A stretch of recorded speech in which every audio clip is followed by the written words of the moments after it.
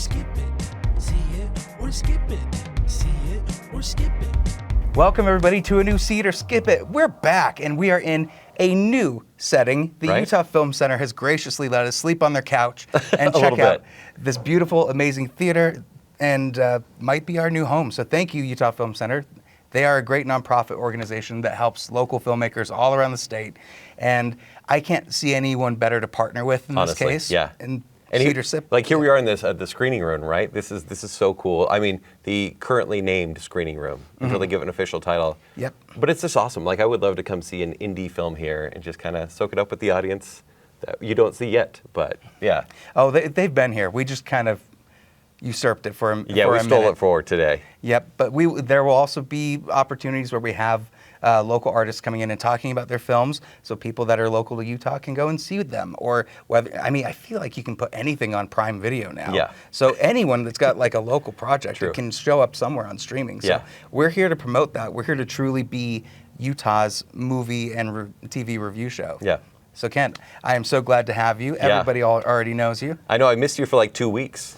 I know. Yeah, but here we are. Good. Yes, this is exciting. So let's jump into it. The first movie that we're talking about today is They Will Kill You. Yeah. Now, Zazie Beetz is one of my favorite actresses. Okay. 9 Days was incredible. She was great in Deadpool 2. Yeah. What did you think of this movie? Okay, They Will Kill You is something else. This is a movie that I was kind of raised up to love, I think. And in quality-wise, it has some misses here. But it is for fans of Sam Raimi, Tarantino. I keep hearing the Tarantino references. Yeah, and the Tarantino. Pitch this to me. Okay, it is okay. Essentially, Zazie Beetz plays a maid. Obviously, there's a lot more to the story, but basically, she's a maid about to start a job at the hotel. Patricia Arquette is there, welcomes her there, and immediately you're like, something is off. You know, they lock the doors, and they're like, hey, just welcome. Yeah, you're good. Just stay the night. We'll start the job in the morning. Immediately, things go bad. Within 5 minutes, the tone shifts, and it becomes a bloody action fest. Okay, so we just had a movie like this last week. Yeah. Ready or Not 2, Here I Come. The short and sweet of that is I liked it, but it's the same as the first one. Okay. And I totally agree. Like, I think that movie was the true sequel, right? Double the blood, double the characters, and double the budget. Right. And that's kind of it. Like, I really enjoyed it. It was funny. I feel like where that movie kind of veers towards this is serious, but then there's these weird elements in between. But the violence feels real in that movie. But then it's Except so for comical one at particular times. scene that might have been the funniest thing in the whole movie. It's so true. Whereas this one is like, nothing is serious. Okay. This whole movie is nearly a Looney Tunes or almost a Shaolin soccer sort of feel. It's Stephen Chow feel. Okay. And I think that's where the Tarantino elements come in, because there are title cards 30 minutes into the movie explaining a character's backstory. It is a little contrived, like absolutely. But it's like, we're a midnight movie. We know it. You know it. Can you enjoy the blood and guts? Right. And did you? Yeah. Okay. Yeah, well, there you go. Maybe there wasn't enough. Okay. Like, because when there's action, you're like, yep, I'm in. Give me more. And then it slows down, and there's not much story. It's really simple. It's so similar to Ready or Not. Okay. But more of a John Wick bloody affair with mix. Where's the Tarantino points? The Tarantino, that's, I think, in the Crazy 88's fight. It feels a lot like that. Okay. And then the title cards and callback and the martial arts. Whereas Sam Raimi comes in with the low-budget blood, the limbs flying everywhere. There's the third act that will really divide people. Several people walked out of the screening. Really? Yeah. Oh, my goodness. They were a little bit older, and I knew they thought, what even is this movie? Right. Like, who is this for? And I'm over here like, this guy that's the weirdo blocking the door from me exiting. Yeah, it's yeah, right. I'm like, no, you must appreciate it. Just hear it out. It's the one where I was 22 in college film school, really beginning to love these sorts of movies. Is it immature? Absolutely. But it's the kind of movie where I'm so glad it veered into the cartoonish territory, unlike Ready or Not, because it knows what it is. Okay. So is this a movie that people should be checking out in theaters, or is it one that you can wait for? Both. This is one that I will buy on 4K. Okay, yeah. And I will only watch with someone like you. And I'm not saying you will love this movie or not, but I think in the right setting, we could watch it at home and enjoy it. Whereas, like, if I watch it on my own, I'll be like, yeah, it's fun. I'd want to watch it with a new person every time. Because you just want to, because you're watching them. You're not really watching the movie. Which is why, for the big screen experience, like, yes, go see it with a lot of people. See how many walk out. I have loved experiences like that where you see, like, it started, first one for me was The Road Warrior. Yeah. When I first saw that movie, I had no idea what it was. I was literally checking run times because I had a list of movies I had to get through. Right. And I was like, this is an hour 45 in. Let's press Yeah. play. The Boomerang Boy shows up, and I'm like, I don't know what we're doing right now, Right. but this is perfect for me. Yeah. And then RRR did the same thing, where I was like, I don't know what this is, but I'm so into the dancing. And it was over 3 hours. Right. But you're like, nope, keep going because it keeps escalating. So this is something similar to that, where you just go in, have a weird experience, Yeah, but come out a better person. It's paper thin, but at least you'll get to see a practical effect horror movie made for $7 million. Okay. Will it fail? Yeah. But will it be a midnight movie? Also, yes. Okay. Well, that's your review for it. Yeah. I didn't get to check it out, so I can't really say too much, but I do think this is one that if you match Kent's Freak, this is going to be that's the exactly movie for it. you. Yeah. There's another movie that's out, a bit of a Freaky Friday twist-ish. Vince Vaughn again. Yeah. We've got James Cyclops. Marsden. Yep, James Yeah, there we go. Marsden. Yeah, don't you love that everyone can kind of be called their superhero names now? Now, it's Nick and Mike and Mike? Mike and Nick and Alice. And Alice is Okay. played by Isa Gonzalez, Yes. who is in almost every movie now, I think. And this one is a mobster time-traveling movie. Yeah, it's like a Groundhog Day, Yeah. but for one bad night where Yeah. every poor choice was made, trying to course correct. And through that, you have kind of a similar thing from what it sounds like. You have some crazy fights. Yeah. You have some good needle drops Yes. during certain things. Yeah. And Vince Vaughn is an action Yeah. star in this. And I know. I can't believe it worked so well. I Yeah. had a great time with this movie. Yeah. I wish that there were less plot holes. I struggled with, like, wait a minute, why did they go back to this point? And that doesn't... it was a little overcomplicated, overstuffed, but just watching the cast chew the scenery and have fun with it. And honestly, the fight scenes were really fun to watch They as were. well. So And it's always great when you can see that the actors are having fun with each Yeah. other. I do agree with you. Like, some of the story got a little bit convoluted. And who was the actor that was playing like the main mob guy? Keith David. Yeah. Yeah, he was the best. He and his son. I'm trying to remember the actor's name, but his son, honestly, they stole every scene they were in. Yeah. And then Ben Schwartz at the beginning. Yeah. Incredible. Yeah. I think this is a movie, like, we've already seen a lot of, like, Rebecca has talked about the twin thing. This Yeah. is a little bit of a spin on that, and it's still the same person. But we've also seen this Groundhog Day thing be done so many times. We've done it with Palm Springs, recently with Good Luck, Have Fun, Don't Die. Do you think that this is the next trend for 2026, where it's just going to be, let's go back and change things? Yeah, give it a shot. I think- Maybe they should take a break because, like, I don't want them to, like, ruin the whole genre. But between, like, obviously Good Luck, Have Fun, Don't Die, which we loved, and this one, which felt similar, right? And I think what is similar is they're taking a bad day or a bad visitation to the past. Right. And showing us how it plays out, and I really enjoyed that aspect. Right. And this one is on Hulu and Disney Plus, Yeah. not in theaters. Do you Right. think it could have done well with a theatrical run, though? I can't see why not. Like, I watch these things that come on streaming, and I go, how's the lighting, right? Does this feel like Netflix lighting? Does it feel like a Hulu movie? And I'm like, honestly, as far as how much they paid for the soundtrack, for the actors, this could have been like could have been in theaters for 3 weeks, see how it did, and then maybe continue with movies like this.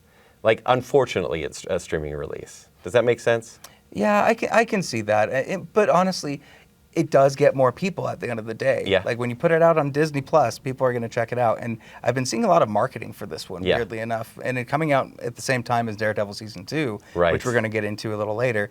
It's surprising that this one is flying under the radar, Yeah. but still being pushed pretty heavily. Yeah. I'm going to give it a see it. I do agree there's a little bit of plot conveniences and maybe like hand waving at Yeah. the explanations. Yeah. But Vince Vaughn keeps doing these weird roles. He did Freaky a while back. Yeah. That was very interesting. Right. And this, he does something again where it's like, that's not what I expected from him. Yeah. And that's what I want to keep seeing. Yeah. James Marsden, do you think that he was right for the role, or is this why he's in Sonic 4 and then... No, I think he's great. No Okay. matter what he does, he's great. It's funny, the guy's probably in his 50s, but he plays a 30-year-old in every movie he does. Yeah, yeah. You know what I'm like? Man doesn't age. Yeah, it's crazy. So I think as far as charisma, this movie has it all. Okay. There were times where there was so much hand waving that I was like, yeah, I'm not going to pay attention right now. You know? And so it's a stream it, obviously, because why not? But it's a stream it, doesn't need your full focus. Okay, but not in the Netflix way. Not in the Netflix It's not way. writing to make you distracted, Yeah. but it's actually good. Right. Awesome. Well, that's a see it from both of us. There's also one that's out in theaters right now. Used to be out in theaters too. The re-release of The Mummy Returns. Oh, yeah. Can you believe that is back? Yeah. The Mummy's back again. Did they say why this is back in theaters? It's probably an anniversry. I didn't look too close at Okay. it. I just saw Mummy Returns and went, oh, well, we're going to have to talk about this. You know, it's funny. I recently took my daughters to Universal Studios, and they have the ride. We went on the ride. It's a blast. It's so fun. But it's very like early 2000s coded, right? Where the effects Yeah. are a little janky, but then the ride is so much fun. And they were like, what is The Mummy? And I said, oh no, what have I done? Or what haven't I done? And so, which was like crazy kismet, because back at the hotel, what was on cable TV? The Mummy and the Really? Mummy Returns. Oh, that's awesome. We watched The Mummy and like half of Mummy Returns, which is probably a good place to stop. But like, it was so fun to just be like, yeah, here's what I loved when I was 18 years old. Do you guys also appreciate it? And they really liked it. Did they already know Indiana Jones? Yeah, but they said it was boring. Okay, so because that's what I've noticed about the Mummy movies as we've progressed in our age, that they become more revered, and now they're kind of becoming like a look what we used to be able to do. Look at all these horses, Yes. real people, like real armies going Yeah. around. We don't make movies like this anymore. Yeah. Indiana Jones had that same vibe, and Rick O'Connell, Brendan Fraser. Right. This is like he has been an incredible actor in so many other films, but Yeah. this was the one. I think this was the iconic role that he's even coming back to doing with Mummy 4. Yeah. And I can't wait for that. I just saw that the brother is also just got cast Oh, for okay, Mummy good. 4. So they're Great. gonna all wheels are turning on this. Do you think The Mummy Returns is bad? It's In not a good way. Here's the thing, it's bad in a good way. I think the movie is actually quite enjoyable. It's a lot of retread, but like, I'm just happy to see the characters. I think Rachel Weisz's character gets to expand a little bit more, and I love watching her in movies. It's at the end when you go, oh yeah, we're now waiting for the meme. And the meme is, this is Dwayne "The Rock" Johnson's first role. Brendan Fraser went to bat for him. If Okay. you see the Actors on Actors that they did just this last year, Yeah. they both are just like bro crying at each other, like, Oh, oh, that's you so helped sweet, me. because they're both like so sweet. And the joke is that the CG is so bad that it's good. Yes. So it's worth watching just for that. To say it's a moment in time when we were learning about CG, and we could accept that for a minute.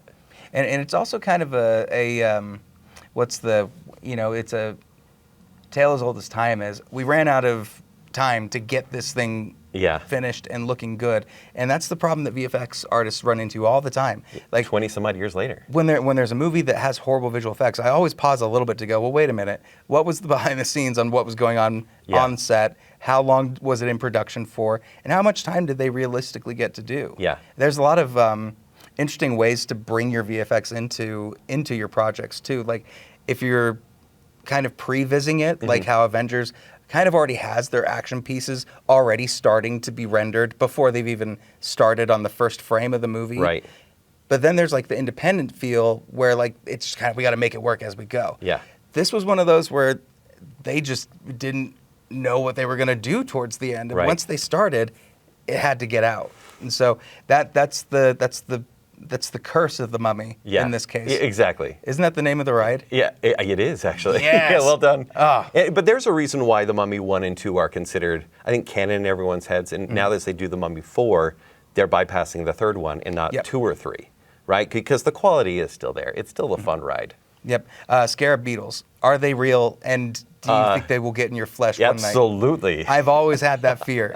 Like that, The Mummy was not scary to me. It Yeah. was those bugs that freaked me out the most. And I really love what The Mummy and The Mummy Returns did for cinema, did for practical effect work. Yeah. And Brendan Fraser is a national treasure. He is, So yeah. go and check this out in theaters. See Dwayne "The Rock" Johnson in all of his pixelated glory. It's on the big screen. And see Rachel Weisz do the Raphael thing. Yeah. She's It's worth it. She stole his weapons and like apparently trained extensively for that scene too. Okay, that's cool. So like it's actually her doing it, and that's pretty amazing. Yeah. See it for me. Yeah, to see it. All right. Well, let's jump into what's on streaming. We kind of talked a little bit about the first one here, but we got to jump into Daredevil. Yeah, please. Because season 2 just came out for Right. Daredevil Born Again, the first episode. I had a chance to watch the whole season. We're not going to delve into that too much. What? But you're gonna be able to read it on cedarskipit.com, so make sure that you do that.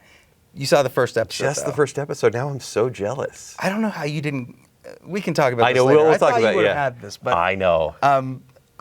Matt Murdock is probably the MCU's strongest hero right now. Yeah, I think so too. And I'm including who they are bringing back for Doomsday. Yeah. Right now, I am all in on Matt Murdock. This is the continuation of Born Again.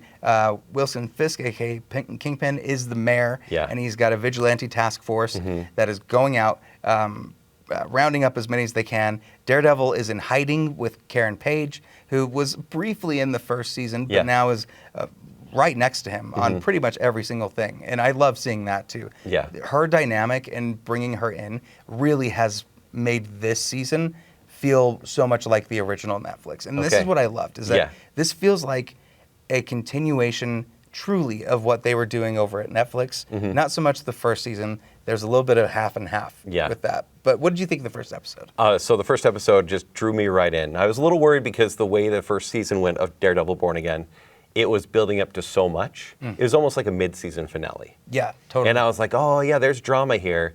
And now I think we're getting the payoff. Now, honestly, with the task force, I love to see how scary it feels. Very relevant, obviously, but I love it when superhero movies or shows aren't a skybeam, right? I love it when the threat is real and small. Yeah. Right? And it's not we're going to blow up the world. It's more like, no, they could actually stop Daredevil at any point, right? And so they almost do. And they almost do. And also, what the show does best is violence. Maybe not even best, because I think character work is best.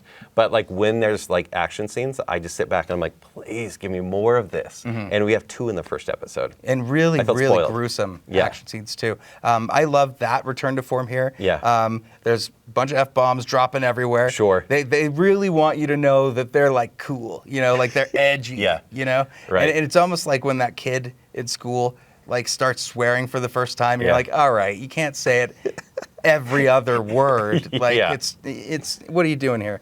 I'm looking forward to seeing what you think about the rest of the season. Can you say much? It just gets wilder and wilder. Each episode just keeps compiling on to each other. One of them, my jaw was on the floor for the entire ending. Did not know where it was going. Okay.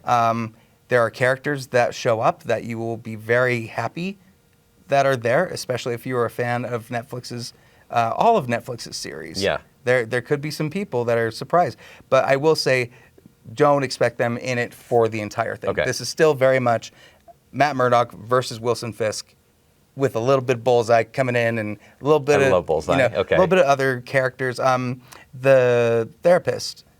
That what was her name? It's like Rachel something. Yeah. I am very surprised where they took her character, because it's very it makes sense for Daredevil Born Again, but I didn't expect her to delve that deep into it. So as we go through the season, you're going to find out a lot of cool stuff. But this is a see it for me. I don't know if the watch format for people is wait till the whole thing comes out to watch the whole thing. I might even say that could be good, because that's how I did it, obviously. Maybe I will. Because I wanted to binge the next episode immediately. I think you want to be in it for the discussions more than anything. Like the week-to-week distribution it doesn't work for Netflix because they don't want it to. Right. But it doesn't mean it doesn't work. Like Game of Thrones, Night of the Seven Kingdoms. Them doing the week-to-week release, I think, is what made everybody come back to the Game of Thrones franchise. Yeah, because it's water cooler discussion. You want to talk to, oh my gosh, did you see that last episode? Whereas back in the day when Stranger Things was like all at once, for one weekend you talk about it and never again. Right. And then everybody didn't want to hear you talk about it because they hadn't had a chance to see it. Right. Because everybody binged it so quickly. Yeah. That model, it's interesting. I don't know if it's going to continue being as fruitful. Yeah. Apparently Netflix just raised their prices too. So. Oh, of course they did. It's for good content. Come on. Yeah, we'll see. But it's an absolute see it. I can't wait to watch more of it. And I'm not the biggest fan of Disney Plus Marvel shows. No. This is wildly different. Yeah. So thankfully. Oh, thank goodness. And thank goodness that they course corrected in Born Again Season 1, because that's the jarring part about it, right? Yeah. Is that you could tell that there's a few reshoots in that. In this is a singular vision. And cannot wait to see what else happens. See it for us. With that said, there's 2 others that are out on Netflix right now. The first came out a couple weeks ago. It was a documentary by Louis Theroux about Enter the Manosphere. Did you have a chance to see this? I haven't seen. I've only seen the trailer. I'm like, it's in my queue. It's fascinating. Okay.